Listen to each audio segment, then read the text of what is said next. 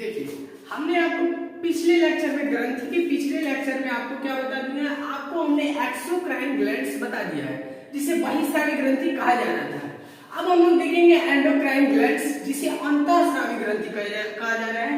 और इसे हमने बताया था कि इसमें केवल क्या होता है, हार्मोन्स निकलता है और ये हार्मोन्स कहा जाता है, ये हार्मोन्स ब्लड में टच हो जाता है, इसलिए इसको किसी भी डक्ट या नली की जरूरत है ही नहीं। जब ब्लड में टच हो जा रहा है तो अब डक्ट और नली की जरूरत तो क्या होगा, बाहर निकलने के लिए। ठीक, तो ये एंडोक्राइन ग्लैंड देखेंगे। अब एंडोक्राइन ग्लैंड का पहले देखते हैं।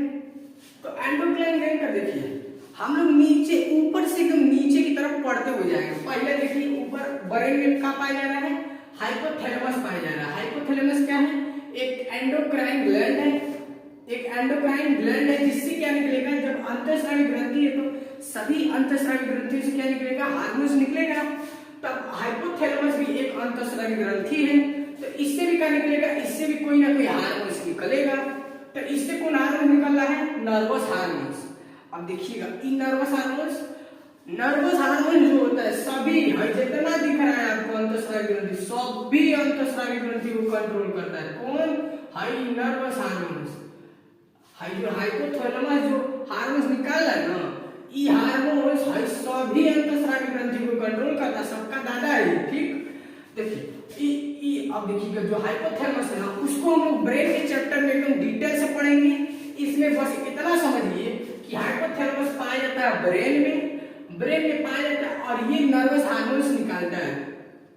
जो नर्वस हार्मोन्स सभी अंतःस्रावी ग्रंथियों को कंट्रोल करता है। ठीक, पहले देखिए इसको हम लोग क्या ब्रेन नामक चैप्टर में इसे एकदम डिटेल में पढ़ा जाएगा। इसमें बस आप इतना देखिए कि ब्रेन में पाया जाता है। अब दूसरा देखते हैं।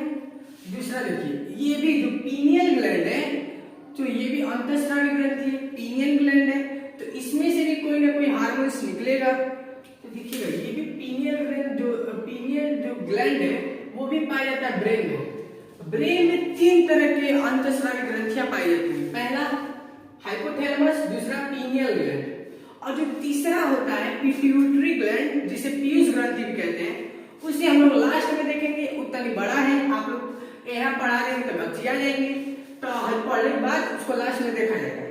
तो पहले दूसरा देखिए, ब्रेन में पाया जाता है। जो पीनियल ग्लैंड होता है ना, थर्ड आई, राक्षस देखे, राक्षस, अरे टीवी में हेजा और रखिया रहता है। तो पीनियल का है, हेजा पाया जाता है। कि चीर के कहीं आगे में जाएंगे ना तो क्या मिल जाएगा, पीनियल ग्लैंड। और इस पीनियल ग्लैंड को तो थर्ड आई के पास है, तो इसे कहा जाता है थर्ड आई। पीनियल ग्लैंड को क्या कहा जाता है, थर्ड आई भी कहा जाता है। और ये दो तरह का हार्मोन छोड़ता है। कौन, पीनियल ग्लैंड क्या होता है, दो तरह का हार्मोन छोड़ता है। पहला मेलाटोनिन और दूसरा सेरोटोनिन।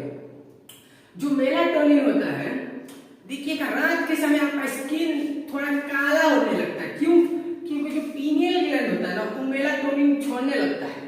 रात के समय क्या होता है, छोड़ने लगता है मेलाटोनिन, इसलिए हमारा स्किन तभी से काला हो जाता है। ठीक, अब दूसरा देखिएगा, पीनियल ग्लैंड जो दूसरा हार्मोन छोड़ रहा है जिसे सेरोटोनिन कहा जा रहा है। सेरोटोनिन क्या करता है, ये हमें नींद लाता है। देखिएगा बच्चों में ना ये बहुत ज्यादा एक्टिव होता है, सक्रिय होता है, इसलिए ना बच्चों को देखिएगा बैठे रहेंगे सब, तब वो सूझ जाएंगे सब। इतना ज्यादा सक्रिय होता है ना कि बच्चों में इतना ज्यादा सक्रिय होता है कि लड़कों सब बैठे सो जाते हैं सब, बहुत ज्यादा।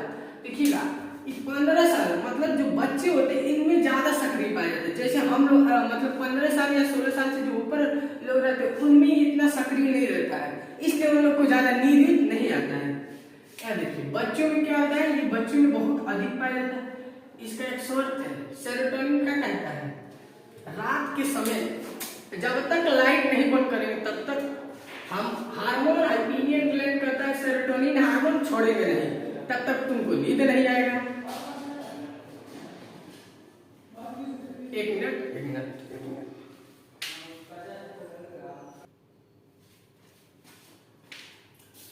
देखिए जो पीनियल ग्रंथि का छोड़ रहा था सेरोटोनिन, और सेरोटोनिन का दिला रहा है, नींद दिला रहा है।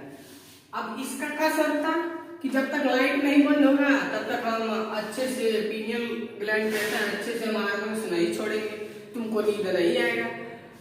जब लाइट बंद हो जाता है, जब अंधेरे में जो पीनियल ग्लैंड होता है वो कुछ ज्यादा ही एक्टिव हो जाता है, इसलिए सेरोटोनिन ज्यादा मात्रा में छोड़ता है, नींद ज्यादा आ जाता है, मतलब नींद बहुत ज्यादा गहरी आ जाती है, नींद का हो जाता है बहुत ज्यादा गहरी आ जाती है। इसका होता है बच्चों में बहुत अधिक सक्रिय होता है, इसलिए बच्चों को नींद क्या आता है बहुत ज्यादा आता है। यहाँ देखिए थायराइड ग्लैंड, तीसरा देखते हैं थायराइड ग्लैंड है, देख रहे हैं गले में यही पाया जाता है का थायराइड ग्लैंड पाया जाता है। गले के पास क्या पाया जाता है, गले में क्या पाया जाता है थायराइड ग्लैंड, और जिसे हिंदी में कहा जाता है अवटू, क्या कहा जाता है हिंदी में अवटू। ये क्या होता है ना, ये सबसे बड़ी अंतःस्रावी ग्रंथि क्या है, सबसे बड़ी अंतःस्रावी ग्रंथि। मैंने बहिस्रावी ग्रंथि में बताया था, जो सबसे बड़ी बहिस्रावी ग्रंथि है वो लीवर है, क्या है यकृत लीवर है उसे मैंने, और सबसे बड़ी जो अंतःस्रावी ग्रंथि होती है वो हमारा थायराइड ग्लैंड होता है, जिसे ऑटो भी कहा जाता है। ये बीपी को कंट्रोल करता है, अर्थात बीपी को बढ़ने और घटने नहीं देता है, बीपी को नॉर्मल रखे रहता है, लेकिन इसका भी अब लिमिट है भाई, कब तक रखेगा। तो जब हद से ज्यादा आप नमक कुछ खाएंगे तो बीपी का बढ़ जाएगा, कब तक ही कंट्रोल करेगा। ठीक, यहाँ देखिए अभी थायराइड है तो थायरोक्सिन नामक हार्मोन छोड़ता है, भाई अंतःस्रावी ग्रंथि है तो कोनो हार्मोन छोड़ना ही है, तो थायरोक्सिन हार्मोन छोड़ता है। अब जब थायरोक्सिन हार्मोन छोड़ेगा तो ये जो हार्मोन होता है ना, ये दो चीज से मिलकर बनता है, पहला टायरोसिन और दूसरा आयोडीन। आयोडीन से आप बहुत परिचित होंगे, आप लोग जानने करते होंगे आयोडीन। यहाँ देखिए टायरोसिन देखिए और आयोडीन, इन दोनों से मिलकर क्या बनता है हमारा थायरोक्सिन हार्मोन, और ये थायरोक्सिन हार्मोन क्या करता है बीपी को कंट्रोल करता है। ठीक, जो अब इससे ना ये आयोडीन और टायरोसिन की कमी से ना बहुत रोग होते हैं, 3 प्रकार के रोग होते हैं। पहला देखिए ग्वाइटर जिसे घेंगा कहा जाता है, फूल जाता है, आप लोग तो जानते कर रहे होंगे घेंगा ग्वाइटर फूल, आयोडीन की कमी से होता है। ठीक, आयोडीन की कमी से पहला रोग क्या होता है घेंगा होता है। अब दूसरा जो होता है क्रिटेनिज्म, बच्चों में जब आयोडीन या टायरोसिन की कमी होती है ना तो जरूरी नहीं है कि घेंगवे हो, उन लोगों में क्रिटेनिज्म हो जाएगा। क्रिटेनिज्म क्या होता है, बच्चों होता है, जैसे देखिए जब बच्चों में क्रिटेनिज्म जो रोग होता है बीमारी होता है तो वो सब एकदम बमोइले रहेंगे, सब एक जगह कोने में बैठे रहेंगे, सब किसी से बात नहीं करेंगे, सब एकदम शून्य रहेंगे, सब अपने में मस्त रहेंगे सब। ठीक, क्या होता है जो क्रिटेनिज्म होता है किसमें पाया जाता है, बच्चों में पाया जाता है। और एक मैक्सोडेमा देखिए, मैक्सोडेमा जब इसकी कमी होती है तो एक मैक्सोडेमा भी रोग होता है, और मैक्सोडेमा में ना शरीरवा ऐसे फूल जाता है, खूब भाई सा ऐसे हो जाता है। ये जब देखेंगे ना तो लड़कियों में ज्यादा होता है, देखते नहीं ऐसे भाई सा ये फूले रहते हैं। ठीक, तो मैक्सोडेमा किसमें, मैक्सोडेमा क्या होता है, मैक्सोडेमा में मोटापा बहुत ज्यादा मोटे हो जाते हैं, जिससे मैक्सोडेमा नामक बीमारी हो जाती है। ठीक, इतना देखिए हम क्या देख रहे हैं, हाइपोथैलेमस देखिए, पीनियल देखिए, अब थायराइड देखिए। अब थायराइड के बाद आता है पाराथायराइड। पाराथायराइड को हम लोग देखते हैं, देखिए अब थायराइड को हम लोग क्या कह रहे थे, अवटू कह रहे थे, तो पाराथायराइड को हम लोग क्या कहेंगे, पारा अवटू है। देखिए पाराथायराइड को हिंदी में पारा अवटू। ये जो पाराथायराइड होता है ना, तो पीयूष जो मैंने बताया, जो ब्रेन में एक और ग्लैंड थैला पाया जा रहा है, जो पीयूष ग्रंथि है, उसे मैं लास्ट में बताऊंगा। यहाँ देखिए जो पीयूष का कंट्रोल नहीं होता है, जिसमें पाराथायराइड में क्या होता है, पीयूष का कंट्रोल नहीं होता है, मतलब पाराथायराइड जो होता है अपने मन से काम करता है, क्या करता है अपने मन से, इसमें पीयूष का कंट्रोल ही नहीं होता है। कहता है चुट्टा तुम कौन होते हो हमारे कंट्रोल करने वाले, हम अपने से रहेंगे। हाई सब तो रहते हैं सब, लेकिन हाई जो होता है वो अलग हो जाता है। ठीक, आप देखिएगा हाई का था थायराइड था तो थायरोक्सिन नामक हार्मोन छोड़ रहा था, अभी पाराथायराइड है तो पाराथायरोक्सिन हार्मोन छोड़ेगा। इतना इजी याद करना, देखिए थायराइड तो थायरोक्सिन हार्मोन, पाराथायराइड तो पाराथायरोक्सिन हार्मोन। अब ये पाराथायरोक्सिन हार्मोन क्या करेगा, पाराथायरोक्सिन हार्मोन शरीर में कैल्शियम और फास्फोरस की मात्रा कंट्रोल करता है। कैल्शियम की मात्रा बढ़ने और घटने और फास्फोरस की मात्रा बढ़ने घटने नहीं देता है। ये क्या करता है, नॉर्मल रखता है, शरीर में कंट्रोल करके रखता है। कौन, पाराथायराइड। ये भी गले में ही पाया जाता है। जो थायराइड ग्लैंड होता है ना, उसके अगल बगल छुट्टी से होता है। ठीक, पाराथायराइड गले में ही पाया जाता है, इसकी अगलिया बगलिया चिपका रहता है। ठीक, यहाँ देख लिए हम लोग का पाराथायराइड देखे, थायराइड और हाइपोथैलेमस और पीनियल देख लिए। अब देखिए पांचवा अंतःस्रावी ग्रंथि देखते हैं, थाइमस ग्लैंड जो होता है। अभी थाइमस ग्लैंड पाया जाता है वक्ष अर्थात छाती में पाया जाता है। ये क्या करता है, प्रोटीन और लिम्फोसाइट का निर्माण करता है। प्रोटीन और लिम्फोसाइट का निर्माण करता है। प्रोटीन क्या करता है, प्रोटीन हमारे शरीर में वृद्धि में सहायक होता है, वृद्धि करने में सहायक होता है। और जो लिम्फोसाइट होता है वो जीवाणु से, जो बैक्टीरिया आ रहे हैं उनसे रक्षा करता है। इसे मैं लिम्फोसाइट को ब्लड चैप्टर में बताया बहुत अच्छे से, उसे जाके देख लीजिएगा। यहाँ देखिए प्रोटीन का होता है, प्रोटीन शरीर की वृद्धि में सहायक होता है। और जो लिम्फोसाइट होता है वो जीवाणु अर्थात बैक्टीरिया से हमारी रक्षा करता है। 15 साल के कम बच्चे जो होते हैं ना, देखिएगा दिन भर खेलते रहते हैं सब, बिना खाइले पीले खेलते रहेंगे सब, उन सबको भूख भी नहीं लगता है। क्यों? क्योंकि उसमें क्या पाया जाता है, थाइमस ग्लैंड। और जो प्रोटीन उनको भोजन से मिलना चाहिए वो थाइमस ग्लैंड दे रहा है। क्या दे रहा है, प्रोटीन दे रहा है थाइमस ग्लैंड। तो वो सब एकदम एक्टिव रहते हैं, सबके बिना खाइले पीले आराम से खेलते रहते हैं सब। और जब शाम को आते हैं सब घरे, कुटाते हैं सब अपने अम्मा से। ठीक, उनको क्या पता कि उनमें क्या है, थाइमस ग्लैंड है। अब जो प्रोटीन उसको भोजन से मिलता है वो थाइमस ग्लैंड ही दे रहा है, इसलिए उन सबको भूख भी नहीं लग रहा है। 15 साल के बच्चे देखिए बहुत कम खाते हैं सब, लेकिन कूदते फांदते बहुत ढेर है सब। ठीक, यहाँ देखिए लिम्फोसाइट। छोटे बच्चे देखिए, छोटे बच्चे ना कहीं धुलो उठा खा जाते हैं सब, जल्दी बीमार नहीं पड़ते। आप जाके खाइए, अगले दिन खांसी बुखार सर्दी सब हो जाएगा। तो उन लोग में जो लिम्फोसाइट होता है ना बहुत एक्टिव होता है। क्या होता है, बहुत सक्रिय होता है। कितना मतलब मिट्टी खा लेते हैं ना, तो लिम्फोसाइट में मतलब जो बैक्टीरिया जीवाणु होते हैं उन्हें खत्म कर देता है। ठीक, तो लिम्फोसाइट क्या होता है, 15 साल के नीचे बच्चों में, 15 साल के जो नीचे होते हैं या 15 साल के बच्चों में जो हमारा थाइमस ग्लैंड होता है वो बहुत एक्टिव होता है। और वहीं पे जो 15 साल के ऊपर के होते हैं उनमें क्या होता है, ये जो थाइमस ग्लैंड होता है ये प्रोटीन और लिम्फोसाइट का निर्माण बहुत कम करता है। इसलिए जैसे हम लोग कुछ ज्यादा ही तेज बीमार पड़ जाते हैं। ठीक, यहाँ हम लोग का देखिए थाइमस ग्लैंड को देखिए। अब देखेंगे हम लोग एड्रिनल ग्रंथि को। एड्रिनल ग्रंथि जिसे अधिवृक्क ग्रंथि कहा जा रहा है, हिंदी में क्या कहा जाता है, अधिवृक्क। एड्रिनल है तो एड्रिनल से याद रखिएगा एड्रिनलिन हार्मोन छोड़ेगा। अंतःस्रावी ग्रंथि है एड्रिनल, तो कोनो न कोनो हार्मोन छोड़ेगा। तो कौन हार्मोन छोड़ रहा है, एड्रिनलिन हार्मोन छोड़ रहा है। अब कब देखिए गुस्सा कैसे आता है।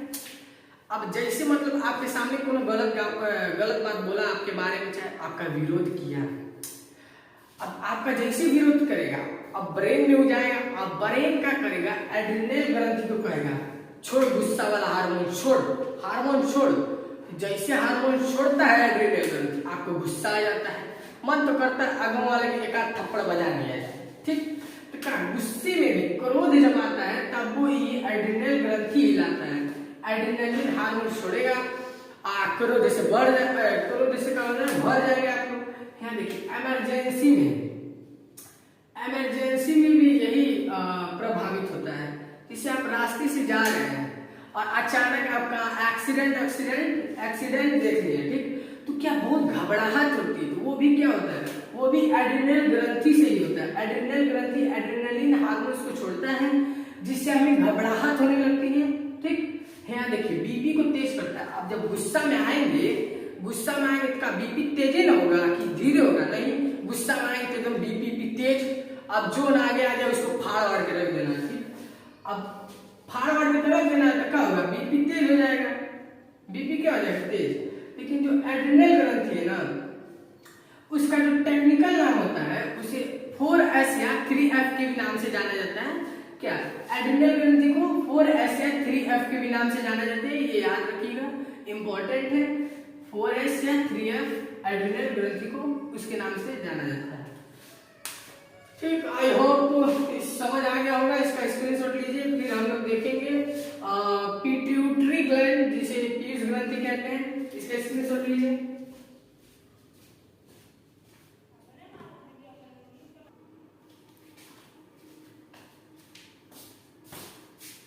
देखिए जो पिट्यूटरी ग्लैंड होता है जिसे पीयूष ग्रंथि कहा जाता है, ये भी ब्रेन में पाया जाता है।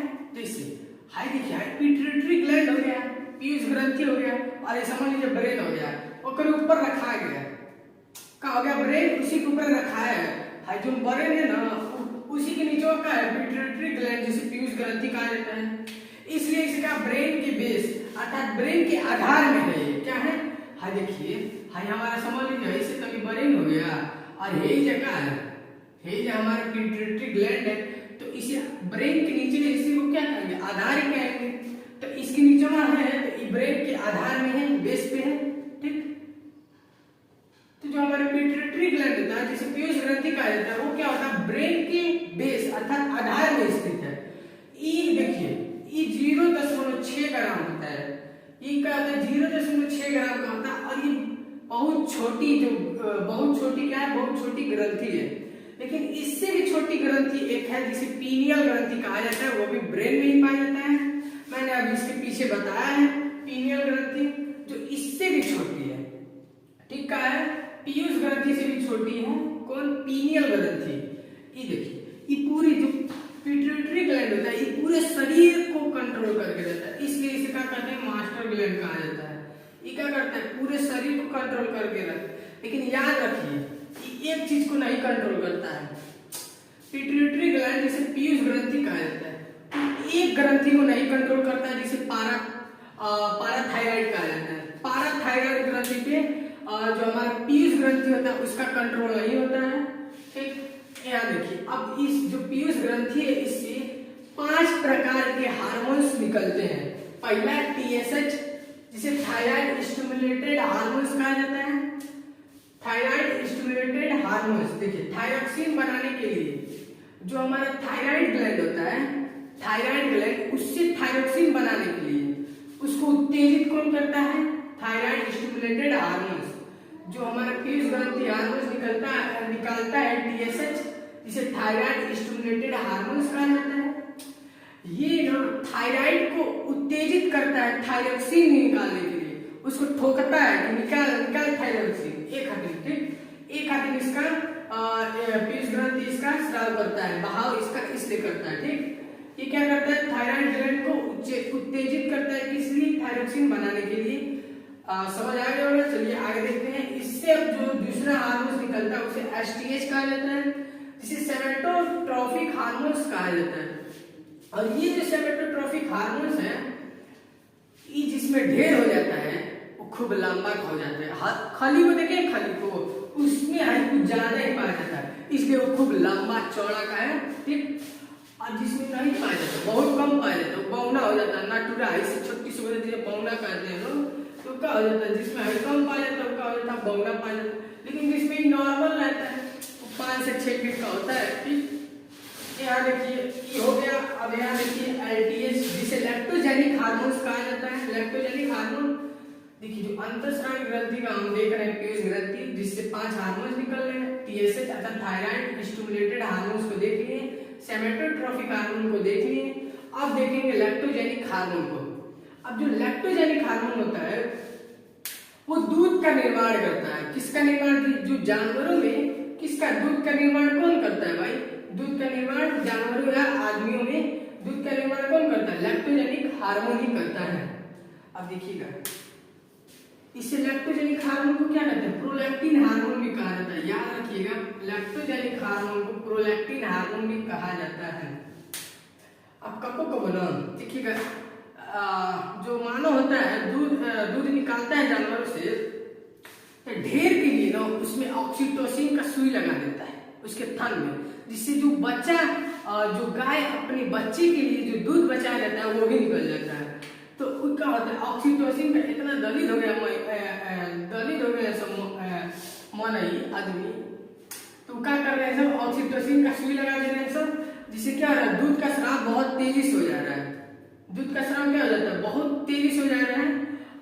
यहाँ देख लीजिए, इसका बहाव हो रहा है, दूध का क्या हो रहा है, बहाव हो रहा है। किसके कारण, ऑक्सीटोसिन हार्मोन के कारण दूध का बहाव होता है, याद रखिए इतना। अब बी वाला देखिए, मतलब पचवा देखिए।